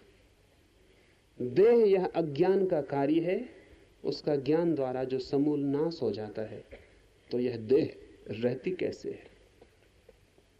ऐसी शंका करने वाले अज्ञानियों का समाधान करने के लिए ही श्रुति ने बाह्य दृष्टि से प्रारब्ध कहा है। वास्तव में न तो देह है और न प्रारब्ध है। ये बड़ी कठिन बात है। और जो मैं परसों आपसे एक दो दिन पहले कह रहा था, और अड़चन मालूम पड़ी होगी, मैंने आपसे कहा था कि बुद्ध को झूठ बोलना पड़ता, महावीर को झूठ बोलना पड़ता है आपकी वजह से, क्योंकि आप झूठ की ही भाषा समझते हैं और कोई भाषा नहीं समझते। ये सूत्र में है। ये सूत्र कह रहा है कि वास्तव में न तो देह है और न प्रारब्ध है। वस्तुतः सत्य में न तो देह है और न प्रारब्ध है, न कोई बुरा कर्म है और न कोई भला कर्म है, न कोई सुख है और न कोई दुख है। वास्तव में संसार नहीं है। ये तो वास्तविकता है, लेकिन ये कही नहीं जा सकती। सूत्र कहता अज्ञानियों से ये कहा नहीं जा सकता, क्योंकि अगर अज्ञानियों से कहोगे देह नहीं है तो वो कहेंगे हद हो गई, आपका दिमाग ठीक है, आप अपने दिमाग का इलाज करवा लें। अज्ञानियों से कहोगे संसार नहीं है तो आपको पागल खाने में भेज देंगे। ज्ञानी अज्ञानियों के बीच वैसी हालत में है जैसा अंधों के बीच में कोई आंख वाला हो। वो कहे बड़ा प्रकाश है और सब अंधे हंसे। वो कहे क्या बातें कर रहे हो, मस्तिष्क तो रास्ते पे है, ठिकाने पे है, कैसा प्रकाश। वो कहे मुझे दिखाई पड़ता है, तो अंधे सब हंसे कि दिखाई पड़ने का मतलब, दिखाई पड़ने जैसी कोई चीज सुनी है कभी, होती है कभी? न हमारे बाप दादों को ही, न उनके बाप दादों को ही। जरूर तुम्हारा सिर फिर गया है। अंधों के बीच में आंख वाले की क्या गति होगी आप समझते? अगर समझदार होगा तो भूल के भी वो बातें नहीं करेगा जो अंधों को दिखाई नहीं पड़ रही। और अगर अंधों को भी वो आंख के रास्ते पे लाना चाहता है तो उसे बहुत सी डिवाइसेस, उपाय करने पड़ेंगे। उसे सीधा ये कहना ठीक नहीं होगा कि मैं आंख वाला हूं और तुम सब अंधे हो और मैं तुम्हारी आंख का इलाज करता हूं, और तुम जो हो वो नहीं है, कुछ और है जो आंख के खुलने पे दिखता है। तुम बिल्कुल झूठ में जी रहे हो। तो अंधों की आंख का इलाज करने की बजाय अंधे मिलके उसकी आंख का इलाज कर देंगे। कई दफे हो गया, जीसस को हमने सूली पे लटकाया,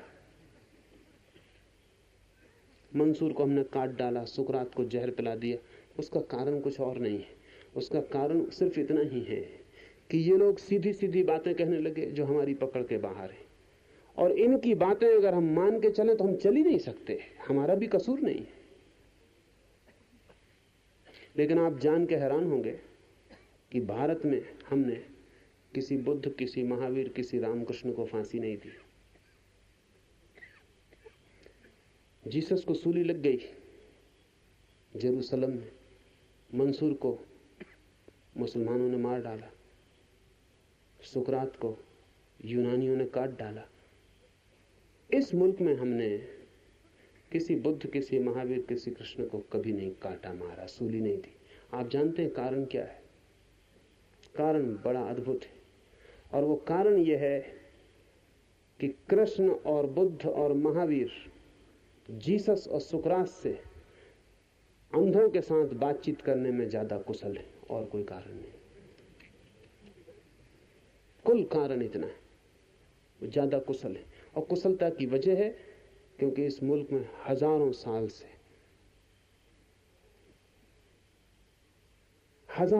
से बुद्धों, महावीरों ने अंधों से बातें की हैं, तो उन्होंने तरकीबें ईजाद कर ली हैं। जीसस गड़बड़ हालत में पड़ गए। जीसस की सारी शिक्षा तो हुई भारत में, तो उन्हें अंदाज नहीं था। भारत से वो सब सीख के लौटे, और जेरूसलम में जाकर उन्होंने जब बोलना शुरू किया तो जेरूसलम की परंपरा में उसकी कोई भी जगह न थी। जीसस बिल्कुल ही विजाती मालूम पड़े, और जीसस की बातें पागलपन की मालूम पड़ी। पुरानी बाइबल में कहा है कि जो एक आंख फोड़े तुम्हारी, उसकी दोनों फोड़ देना। अंधों की भाषा। और जीसस ने जाके वहां आंख वालों की भाषा बोलनी शुरू कर दी, एकदम अचानक, कोई बीच में सेतु नहीं था। कहा कि जो तुम्हारे बाएं गाल पर चांटा मारे, दायां भी उसके सामने कर देना। कि जो तुम्हारा कोट छीने, कमीज भी उसको दे देना। कि जो तुमसे कहे 1 मील बोझ को ढो चलो, तुम 2 मील तक साथ चले जाना। हो सकता है संकोच बस उसने 1 ही मील कहा। ये आंख वालों की भाषा, जहां नियम था कि जो पत्थर मारे ईंट मारे पत्थर से जवाब देना, बिल्कुल समझ के बाहर पड़ गई। असल में जीसस आंख वाले की बात सीधी सीधी कह दी है अंधों से। बुद्ध, महावीर ज्यादा कुशल है, और लगभग सत्य ईजाद करने में उनका कोई मुकाबला नहीं। ये उपनिषद का सूत्र कह रहा है, ये साफ ही कह रहा है। ये कह रहा है कि न तो ये देह है, न ये कर्म है, लेकिन अज्ञानियों को उनकी शंका समाधान करने के लिए वाह दृष्टि से, ऊपर की दृष्टि से देह और कर्म और प्रारब्ध की बात कही है। वास्तव में न देह है और न प्रारब्ध है। बड़ी मुश्किल बात है। सच है ये कि सभी शास्त्र 99% झूठ है। झूठ इसलिए कि वो अंधों को समझाने के लिए कहे गए वाह दृष्टि से, नहीं तो उनकी समझ में कुछ भी नहीं पड़ता है। वो उलझन में पड़ जाएंगे, तो उनको सीधा सीधा समझाने के, जैसे बच्चों को हम समझाते हैं, कहते हैं गा गणेश का। गणेश की कोई बपौती नहीं, गधे का भी गा है। और जब से भारत धर्म निरपेक्ष हो गया, तो पहले स्कूल की किताबों में जब मैं पढ़ता था तब तो गा गणेश का होता था। अभी मैं सुनता हूँ गा गधे का होता है, क्योंकि गधा जो है ज्यादा निरपेक्ष जानवर है। गणेश तो हिंदू संप्रदाय के हो जाते हैं, गधा किसी संप्रदाय का नहीं। गधे सभी संप्रदायों में पाए जाते हैं।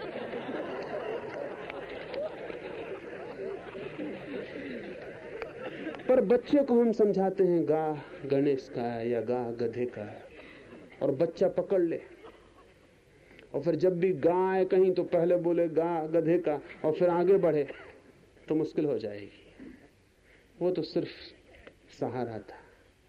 वो बच्चा गधे को समझ सकता था, गा को नहीं समझ सकता था, इसलिए गा को जोड़ दिया। फिर प्रतीक भूल जाएंगे, चित्र हट जाएंगे, गा सीधा आ जाएगा। वो जो अज्ञानी है, जहां से उसे उठाना है उसकी भाषा से बात शुरू करनी पड़ती है। उससे कहना पड़ता है ये दुख है, ये सुख है।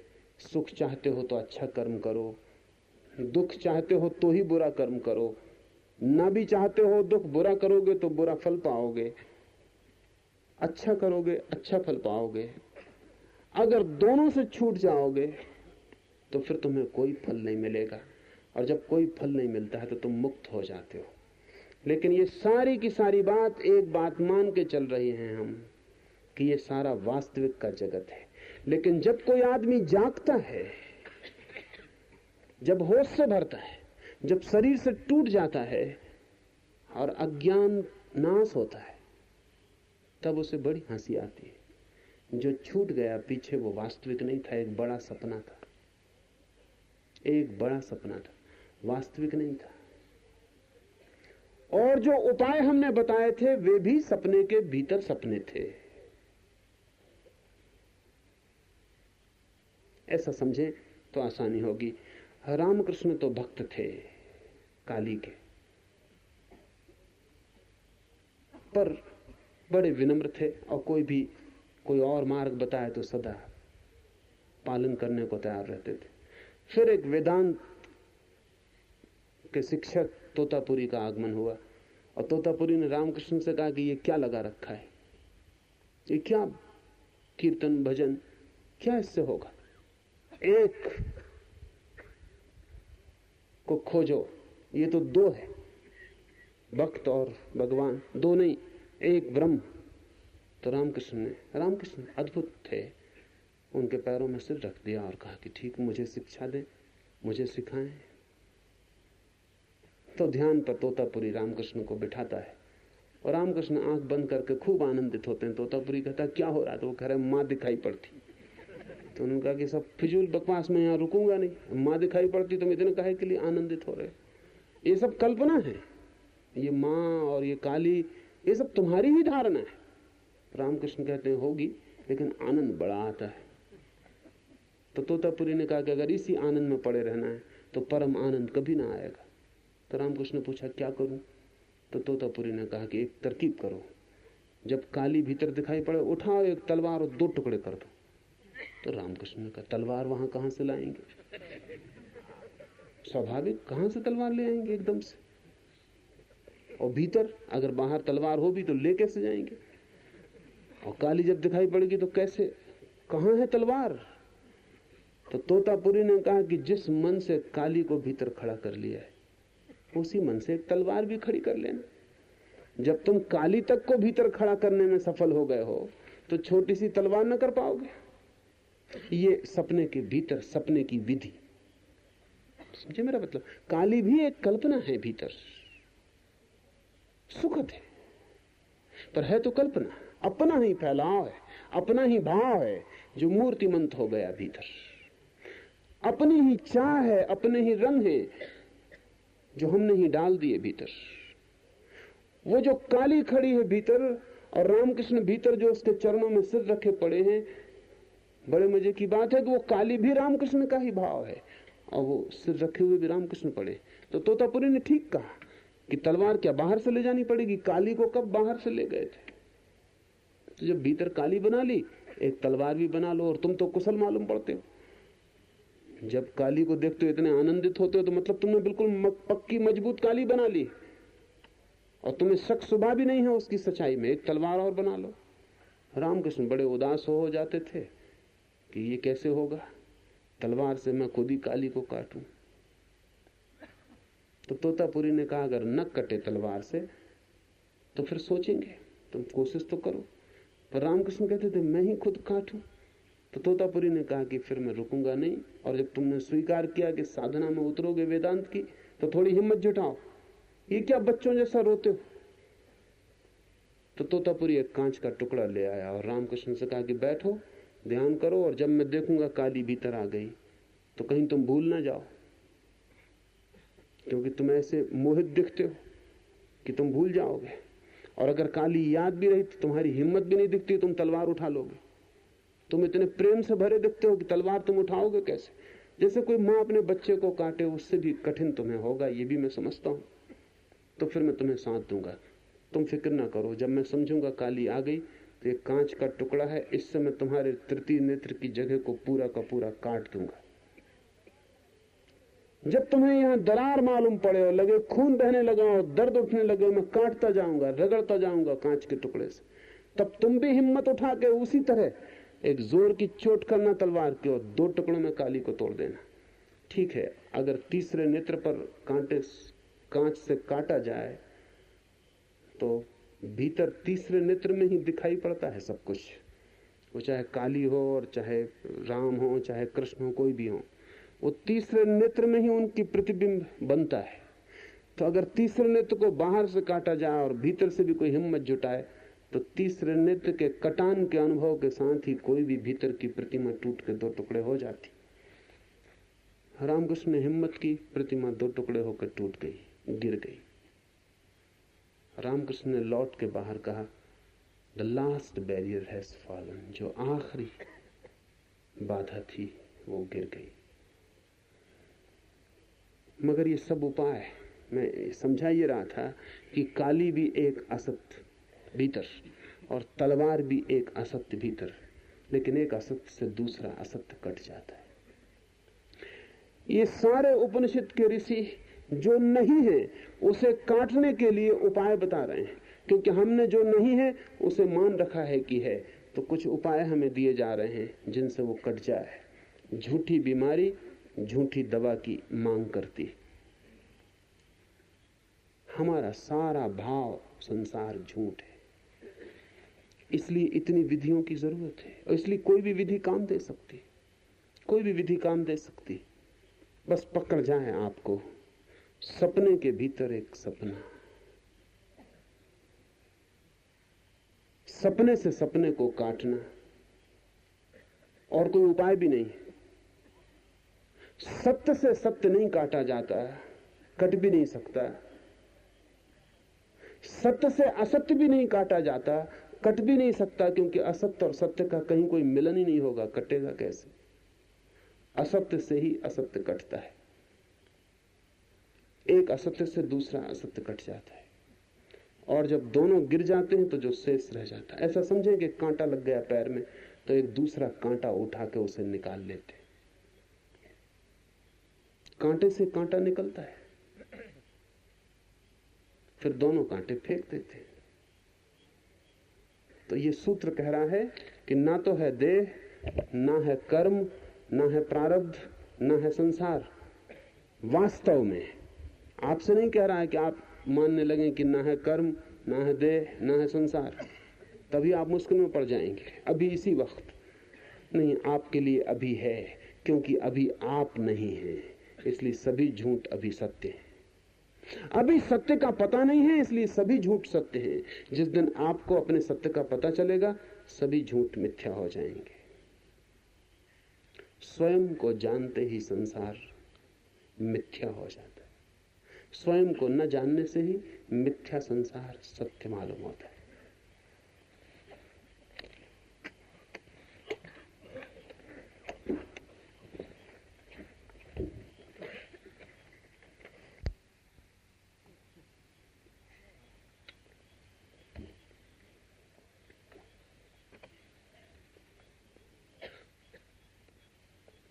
This body is the result of ignorance, and knowledge destroys it fully. Ignorant then raises doubt as to how this body exists, even after realization. To remove this doubt of the ignorant, the scriptures have added the concept of prarabdha externally. In reality, there is neither body nor prarabdha. This sutra is very strange, but very true. To understand this sutra is to understand many, many things about scriptures, about teachers, about masters, methods, techniques, doctrines. This sutra says that in reality there is no world. In reality there is no suffering. In reality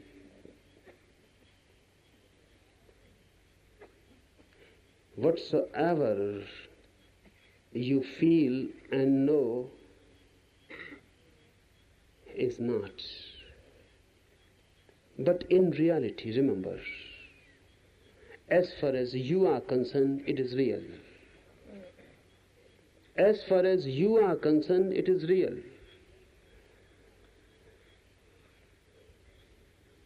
We should try to understand it through dream, because Eastern mind has been very much fascinated by the reality of dream.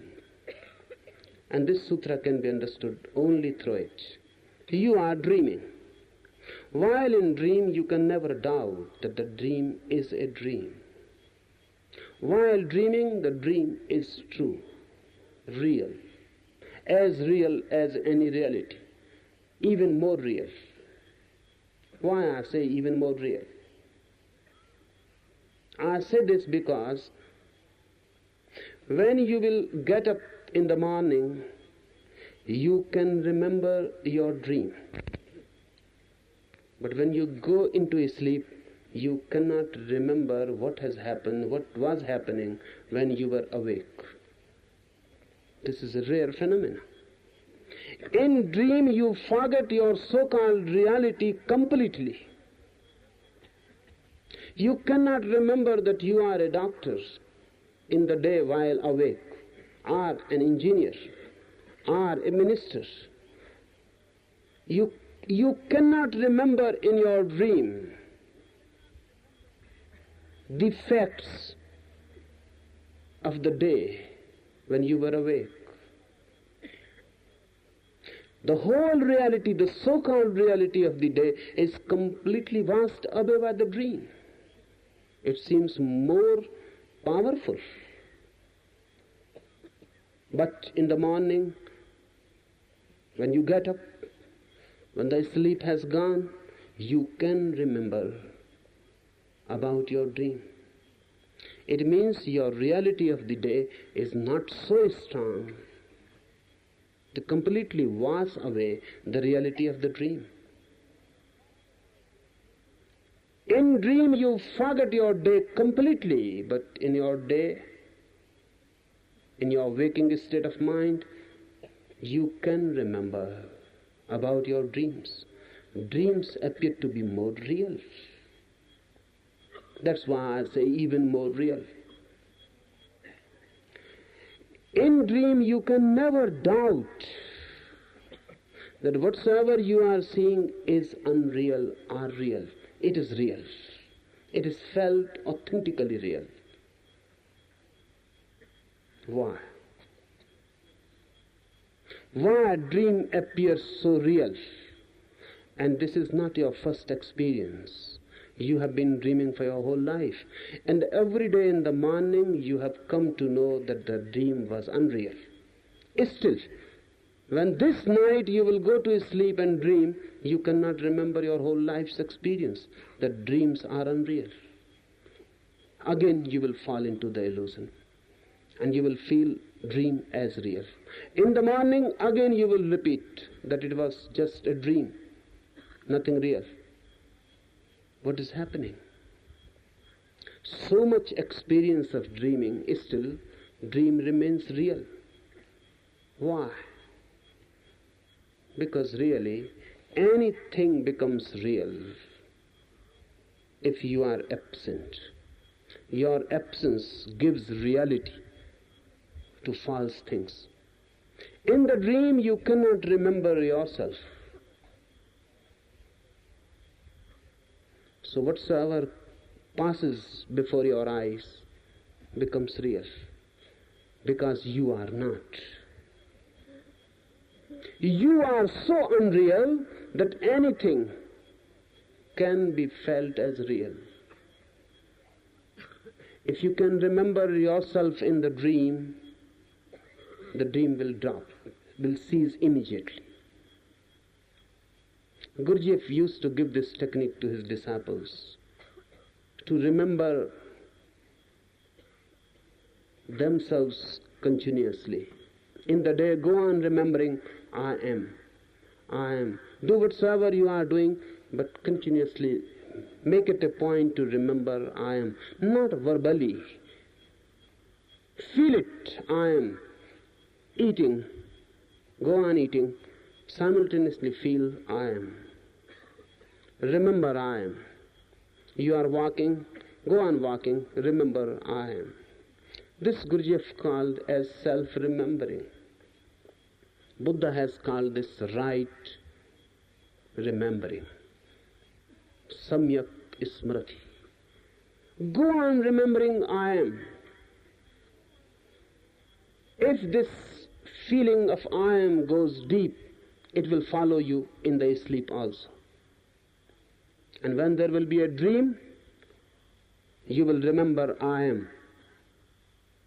Suddenly, the dream will stop.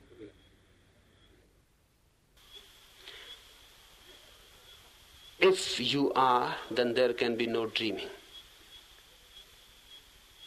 This is just to explain to you a greater truth. In this life, the world is because we are not. This is the Upanishad, this basic teaching. In this world, the world is. Everything is, you are not. Only you are not, everything is.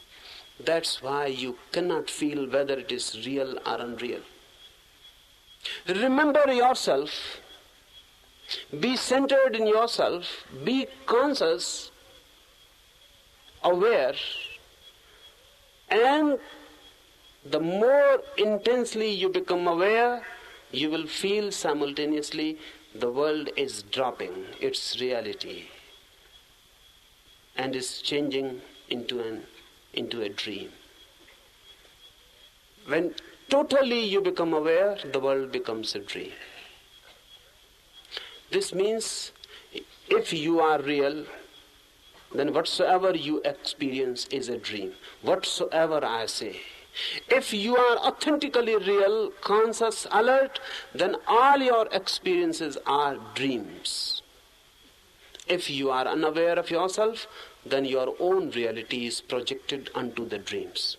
Then your own reality is transferred to the dreams. Your own existence is transferred to the dreams and experiences and thoughts, and they become real. They have a borrowed reality. Your own reality has gone to them. They are not real.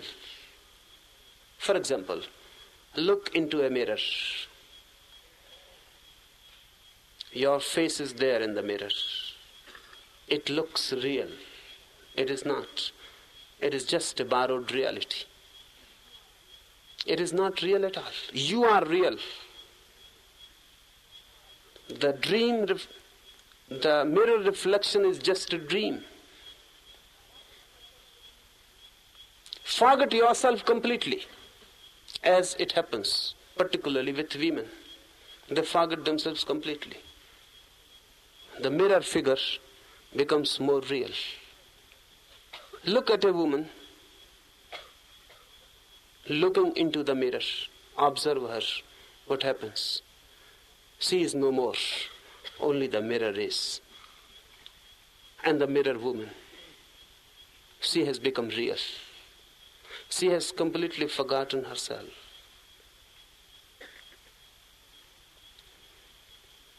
The mind is doing the same. The world is just a mirror. You have forgotten yourself, and the reflection has become real.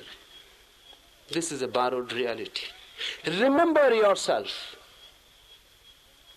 Do it with a mirror, and you will come to a deep realization. Do it with a mirror. Gaze constantly into the mirror. Gaze in your eyes reflected in the mirror continuously for 30 minutes, 40 minutes. Go on staring. And constantly go on remembering I am real. This is reflection. This which is mirrored is reflection. I am real, not this reflection. Go on remembering inside I am, and go on staring into the eyes of the reflected figure, your own figure. Suddenly, any moment this can happen. The reflection will disappear. Suddenly the mirror will be vacant. Very strange experience. When suddenly you are before the mirror and the face has disappeared and the mirror is vacant. Why it happens? If you go on remembering I am, and this remembering becomes authentic, then the borrowed reality comes back to you and the mirror becomes vacant. Even for a single moment, if you can see mirror as vacant, no face, nothing reflected, you will feel a sudden upsurge of reality in you. For the first time, you may become aware you are. This same thing happens with the world. When someone becomes a witnessing self, one day, this explosion comes to him. The whole world disappears. The whole world becomes just vacant. Only I am. And the whole world has disappeared, as if it was never there. This experience is the ultimate. Again, the mirror will reflect your face, but now you know it is just reflection. Again, the world will come. For one moment, you will see the world has disappeared. Again, the world will be there. But now, it will never be real again. It will be just a dream world. And all the figures will be dream figures. It will be a great drama. But when you know it is a drama, a pseudo phenomena, you are freed from it. Then there is no clinging, and then there is no slavery, no bondage.